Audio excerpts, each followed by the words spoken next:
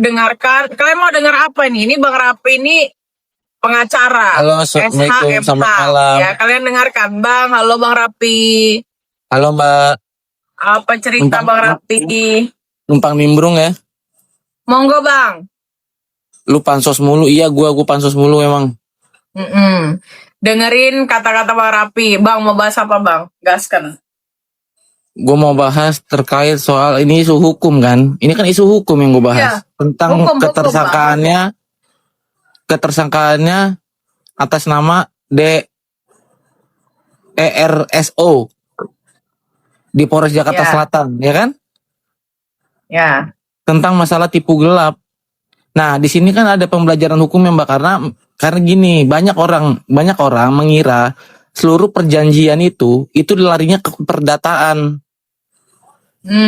Gue kasih tahu deh. Oh iya, mereka menggiringnya ini perdata, bukan pidana. Lalu Bang? Nah, akhirnya karena ini gue bukannya mengguru ya, tapi sepengalaman gue nih. Kalau apa yang ditulis di dalam perjanjian itu ada unsur dugaan tipu muslihatnya. Contoh sederhana ya. Itu kan dugaan kasusnya itu tentang investasi Mbak, katanya Mbak. Investasi itu sama pinjam modal beda dong. Ya. Ya kan Mbak? Nah, ketika dia mau menginvestasikan ini yang katanya korban, berarti itu kan harusnya sesuai dengan apa yang diperjanjikan. Contoh nih, misalkan dia mau bikin usaha tentang masalah jual beli motor, misal. Ketika uang itu sudah diberikan kepada pelaku atau kepada CRO ini, harusnya memang usaha itu pertanyaannya ada atau tidak dulu. Kalau tidak ada ya berarti kan nggak sesuai. Akhirnya apa? Uang itu diperuntukkan atau diputar ke tempat lain yang tidak ada di dalam suatu perjanjian. Itu sebenarnya Mbak, itu maksudnya penipuan. Nah, makanya dia jadi pidana, ya kan? Jangankan keuntungan Bang, modal pun nggak dikembaliin. Iya. Giliran kita ajak diskusi kayak gitu, mereka omongannya udah beda lagi. Udah kita dibilang apalah. Junjungan gue siapa? Gue bilang. Katanya, lu pendukungnya SW. Enggak, gue bukan pendukungnya SW ataupun Gio. Gue bilang, gue pendukungnya Zanzabella. Gue bilang, gue ngomong ke mereka itu. Soalnya gue ini Gang. Iya dong. Karena mereka ini susah loh. Bang Raffi ini bukan mendukung gue secara personal. Dia mendukung narasi gue. Betul. Gitu loh. Dalam aspek hukum. Kenapa? Karena dia ini udah SHMH men. Bukan orang bodoh. Kalian katain Aina, Inu. Enggak, bukan orang bodoh. Peduli gue kalau dikatain juga. Dan lu harus juga tahu tentang Mbak Zanzabella dia. Apa yang disampaikan dia diucap di media sosial ini, itu semuanya sudah dilihat berdasarkan buktinya langsung. Sepakat. Itu Mbak Zanza bikin itu. Kalian lihat nggak videonya itu Mbak Zanza ngomong kayak gitu, guys? Nah, benar Bang. Nggak mungkin pula kita asal nimbrung. Sejak kapan kita pernah mengangkat sebuah kasus dengan kata nimbrung? Nggak ada. Betul. Juga biasanya kami selalu diizinkan oleh yang berperkara untuk kemudian mengomentari kasusnya. Entah itu hanya sebelah pihak gitu loh. Intinya kami ini mewakili si aktor. Ngerti nggak? Betul. Gitu. Bukan nimbrung. Lucu-lucu. Jadi mas gue akhirnya pada lari-lari ke situ lagi. Seolah-olah hukum ini kayak dibikin mudah-mudah aja udah.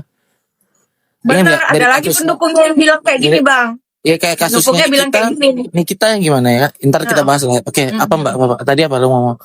Pendukungnya bilang gini Bang, katanya alah baru tersangka, jangan terpaku pada tersangka, itu belum tentu lah gimana mau direndahkan lagi politik. Nah ini gue kasih paham ya Mbak ya. Sebenarnya terkait masalah itu, TSK tuh bukan berarti kita menganggap itu juga harus hal sepele. Karena apa? Ini mereka berpikir bahwa pakai asas yang sering diucapkan lawyer ini kalau di komal-komal, ingat nggak Mbak? Selalu bilang asas praduga tak bersalah, ya kan? Iya. Asas praduga tak bersalah itu betul memang, cuman itu berkaitan tentang asas di mana nih kalian pernah dengar nggak kalau misalkan putusan itu sebelum ada putusan berkekuatan hukum tetap, maka dia itu masih belum divonis ingkrah kan gitu ya? Makanya itu Iya. ada asas praduga tak bersalah. Sebenarnya itu Mbak, tujuan asas praduga tak bersalah itu bukan berarti kita tidak boleh berpikir bahwa orang itu melakukan suatu dugaan tindak pidana kejahatan. Semua itu kan berdasarkan persangkaan dong, benar nggak? Penyidik itu kan Benar. mencari kesaksian. Itu kan awalnya dari kalimat persangkaan dulu. Nah, kira saksi Iya, ditanya. bahasa diduga itu kan bahasa hukum juga diduga, bukan berarti dia kemudian bebas daripada itu. Contohnya, nah masuk Bang, kasus Nikmir dulu. Nah, Awalnya ini kan enggak, memang ini diduga, baru TSK, Contoh- baru contoh gini. dipanggil. contoh gini, ini sedikit aja Mbak tentang RO lagi. Katanya apa namanya? Dia belum pernah dipanggil, tiba-tiba TSK. Gila, polisi kita Nggak mungkin Polisi- lah, bisa dituntut nggak lah mungkin. itu. ya akhirnya terbantahkan sendiri sama statementnya RO di media sosial dia.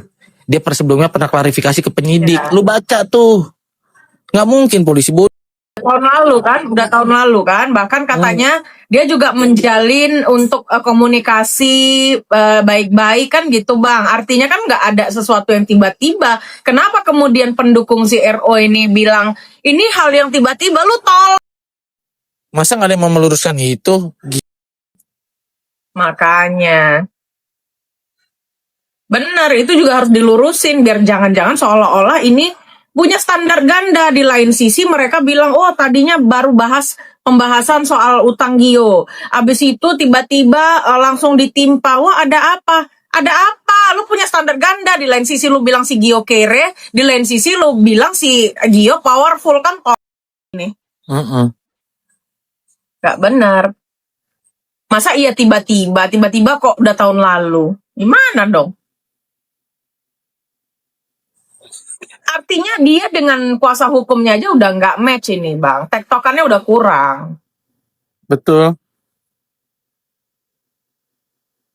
Malah nyepelein bilang oh tersangka. Kan baru tersangka lah. Kayak apa ya orang ini ngomong tuh kayak gini Bang. Kayak semuanya tuh pernah tersangka lalu lolos gitu. Jadi kayak Yoi, sepele aja gitu. Hukum itu kayak dianggap sepele, Mbak. Makanya. Dengan dia ngomong gini misalkan, itu kan cerita-cerita yang tentang si NM bikin cerita dia seolah-olah di 86 ini gitu ya, yang di Polda itu kan. Iya. Sebenarnya narasi ke situ kan dia kan. Iya narasinya Mau ngatur 86-nya Gio. Narasi 86 Gio. Nah, sekarang kita bicara soal tentang ini deh, hukumnya aja dah. Ini orang yang lu sedang dengar bicara ini bagaimana? Sebelumnya kasusnya NM nih ya, sebelumnya kayak gue bilang dianggap simple. Saya kira booming kan, sampai dia menghadirkan seorang ahli. Ahlinya itu seorang live mulu Mbak, gue perhatiin. Sorry nih ya, gue bahas nih kasus ini kita nih, biar kalian semua pada tahu juga yang dengar. Iya. Kita ngikutin kasusnya termasuk dengan Mbak Zanza ini. Jadi di kasus Kita bukan mengikuti Bang, kita mengawal klien loh. Lebih Betul. tepatnya. Betul, itu klien gue. Dr. Reza Gladys. Jadi Dr. Reza Gladys itu kliennya Bang Raffi ya, dan kita ini satu tim. Jadi kalau kalian bilang ini nimbrung, kalian tolol. Gue bilang tolol. Dengerin ini penjelasan Raffi SHMH, paham nggak? Dijelasin Bang. Yang ngomong bukan gue itu ya. Emang Ini, Mbak. SHMH kan? Betul. Karena ada orang yang ngomong teriak-teriak saya SMH mulu tiap kali gue mal. Lu tahu sendiri orangnya sampai kita bikin kecumi-cumi waktu itu. Gini Bang, lu SHMH, join dengan Bang Biring ya. Dan kita berhasil memenjarakan Nikita Mirjani dengan membuktikan pemerasannya. Itu loh hebatnya kita. Betul. Itu hebatnya. Jangan dipungkirin itu. Mereka ini. Lanjut Bang. Betul. Bahas 86 Gio Bang. Iya, dia mau mengarahkan ke situ kan. Sebenarnya kita itu nggak butuh itu. Kita butuh bukti semua. Semua itu pakai hukum. Makanya lu nggak bisa ngasal-ngasal begitu. Kayak kasus lu sendiri deh. Yang kayak misalkan NM ya, kita bicaranya nih. Kayak kasusnya NM. Ini kita itu sekarang kan giring opininya di PK apa Mbak? Seolah-olah ini adalah sebagai pencemaran nama baik ringan. Ya. PK-nya dia itu kan. Mereka nggak pernah membahas terkait adanya perpindahan uang dari Dr. Reza Gladys kepada terpidana Nikita Mirzani. Bener nggak? Makanya. Benar. Padahal kuncinya tuh di situ. Ada nggak permintaan uang itu, perpindahan uang? Untuk apa uang itu dipindahkan? Ini nggak dilarikan kemana-mana, giring-giring seolah-olah ini adalah pencemaran nama baik ringan. Ahli lagi yang ngomong tuh. Bayangin, hancur nggak hukum kita tuh? Makanya gue bilang dibuat sekarang aja. jadi gue membahasnya gini, gue nggak peduli ya si Gio ini berkasus apa di masa lampau, tapi statement dia adalah dia menghubungi gue seolah-olah lu adalah orang yang melapan-enamkan Gio di Polda. Artinya lu dua ya, satu lu itu bilang kalau Polda ini bermain apa under table atau RJ, karena kalau RJ pun nggak masuk bang, karena tidak ada ini berkas perkara. Ya, yang kedua, lu mau bilang kalau lu tuh bisa mengatensi kasus gitu kan, ini menurut gua. Betul. Dan dia bilang lagi di eksklusifnya itu kan, dia bilang ini pengakuan. Lah, pengakuan apa pembuktian? Lu tidak bisa membuktikan kalau hanya lu bilang pengakuan. Nabi besok bisa aja gua bilang pengakuan si NM, katanya kawannya ada si DRO untuk memeras, kan bisa aja. Bisa aja ngomong pengakuan gitu loh. Dari zaman kasus DRG difitnah aja kita gimana dulu sampai dilaporin ke KPK kan? Iya, Udah entah kemana-mana dia bicaranya. makanya. Masa sebebas itu, woi kepala lapas, tolonglah, kok bisa sebebas itu juga sih komunikasi. Makanya gua Ingat loh ya, bilang. walaupun itu pakai wartel, tetap harus dibawa pengawasan dari petugas lapas. Wartel sus, jangan ala-ala ya, jangan ala-ala dia duta wartel sus lalu kemudian dia bisa sebebas mungkin menggunakan itu untuk tujuan yang tidak penting. Sekalipun dia duta, sekalipun dia di lapas ya, dia nggak bisa kemudian menggunakan itu sesuka hatinya karena di bawah bahasa duta wartel sus, nggak bisa. Bener. Kalau kayak gitu berarti duta-dutaan itu diberikan dari orang tua. Inilah jadinya hukum kita dipermainkan gitu loh. Dianggap mudah aja, dianggap mudah. Mereka tuh lupa panggilan besok ini nih, RO nih, ini panggilan besok nih menentukan dia tuh ditahan atau enggak tuh. Karena apa Betul. panggilan? Itu bang yang udah gue bilang, ada orang yang memang tidak langsung ditahan, tapi belajar dari kasus si NM, dia ditahan, mangkir dulu, lalu langsung ditahan. Kenapa? Bukti cukup kuat gitu. Bang, lu jelasin lagi nih bang, satu ya, yang mereka bilang, ini kan mau damai itu kan tidak kemudian bisa membatalkan status tersangkanya. Tolong bang, secara hukum bang. Gini, jadi ada dua nih mbak ya. Ini bahasanya jadi gue bikin dua dulu ya. Pertama terkait adanya perdamaian. Yang kedua terkait adanya restoratif justice. Oke, kita pakai bahasa restoratif justice ini. Dia kan memang ini sudah diatur mbak. Ada RJ. Tidak sampai ke pengadilan. Ada betul. Cuman restoratif justice itu ada yang namanya syaratnya. Ada 5 syarat itu. Terpenuhi atau tidak. Contoh misalkan dari ancaman hukumannya melebihi 5 tahun atau enggak. Kalau 5 tahun ke atas nggak bisa. Terus yang kedua terkait kalau masalah 8 kan bang 5 tahun ke atas bang itu. Nah, yang diancam ke dia itu kan 5 tahun ke atas tuh. Ya, terus juga terkait masalah jumlah kerugian dari korban yang dialami itu lebih enggak dari sesudah standar dan syarat yang ditentukan dalam undang-undang. Kalau itu tidak terpenuhi nggak bisa lah, kita protes lah. Kok bisa RJ sih kepolisian dengan syarat yang sebenarnya tidak masuk dalam kualifikasi dari restoratif justice? Itu yang pertama. Terus yang kedua, berarti pakai cara tadi yang mbak ya, damai. Pakai tadi itu masuk ke pertanyaan Mbak Zanza tadi. Jadi kalau misalkan memang itu nanti damai, itu tidak menghapuskan pidananya. Betul, tepat. Karena ini deliknya delik umum. Pertanggungjawaban seseorang terhadap negara. Waktu itu kita nih, ya kan Mbak, ingat nggak? Yang gue selalu katakan bahwa dulu zaman Nikita Mirzani itu, kita bukan sedang berhadapan dengan Dr. Reza Gladys, bukan. Nikita Mirzani sedang berhadapan dengan negara. Betul. Negara dong pertanggungjawabannya. Nah, itu balik lagi, itu kan kewenangan penyidik Mbak nanti. Kalau memang adanya pengembalian uang ya, semua balik lagi itu adalah kewenangan penyidik tuh nanti. Nah, kita lihat nih, apa hasilnya ketika memang adanya suatu perdamaian itu. Balik lagi tadi, kalau memang ini akhirnya restoratif justice, berarti di sini ada prosedur hukum formil yang dilanggar di situ. Betul, gue sepakat. Hukum formil yang dilanggar artinya tanda kutip ada oknum dari mereka yang kemudian telah dikalemkan juga karena senormalnya nggak begitu jalurnya, betul nggak begitu Pak? Ini fakta lapangan yang kami bicarakan ya, bukan karang mengarang isi otak fans si Ono ya.